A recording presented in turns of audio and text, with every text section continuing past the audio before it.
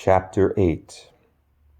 The rain poured down, a dark rain flowing down.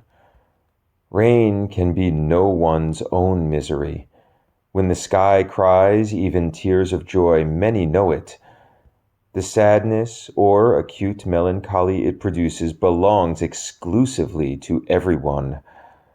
With the furthering of technology, less and less people are inclined to watch the rain fall.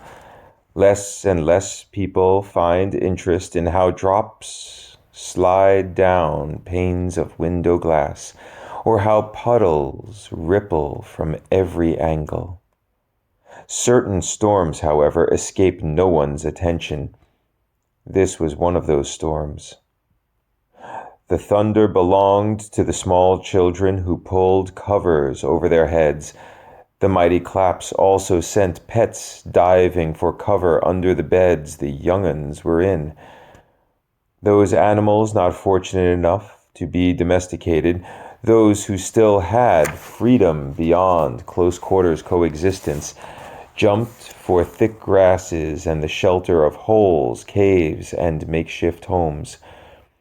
The lightning was the main concern of these little critters, but the brilliant flashes of electricity also captivated the humans who were either involved with meteorological studies or were natural dreamers who would gaze high above the horizon and watch the clouds juggle static messages.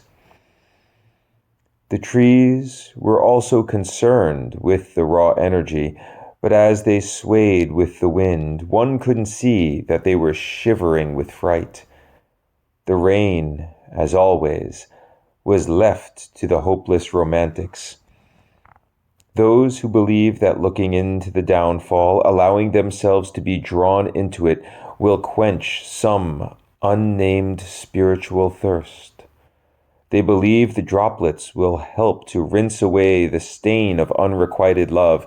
Perhaps it will wash a guilty conscience into the sewers and bays. Or maybe the undefined sequence of the falling rain is simply hypnotic. The dramatic, the overdramatic, and the artist. Rain is for the romantics. The storm, on the whole, was for one man. Everyone under the blanket of clouds felt its fury, but it was solely set out for John.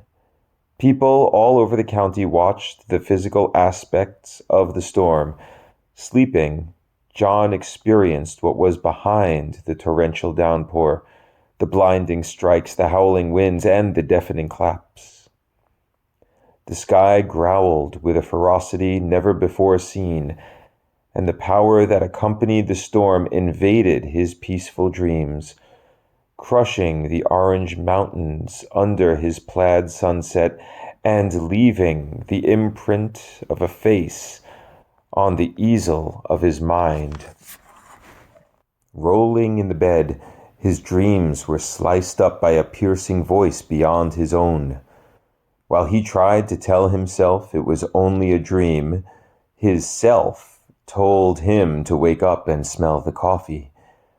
As he attempted to explain that there was not going to be any coffee to smell, the voice beckoning to him became a demonic scream.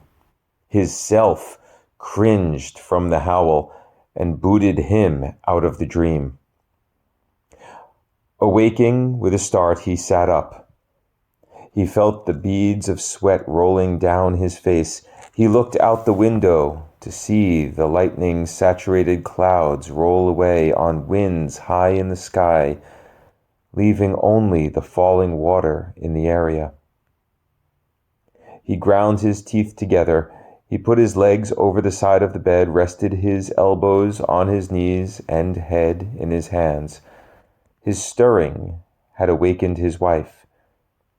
She sat up. "You all right?" she said with the voice of a sleepy child. He rubbed his hands across his face. "No," he answered honestly. She crawled up to him and put herself against his back.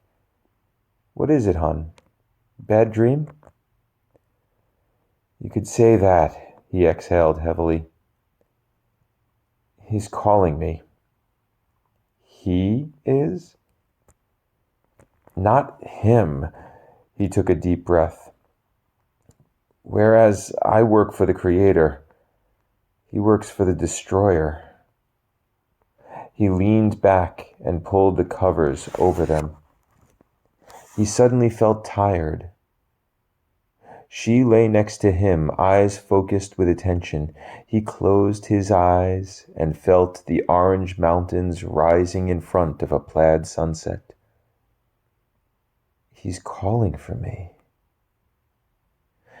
He fell into sleep, leaving his wife to put an arm around him for security, his and hers.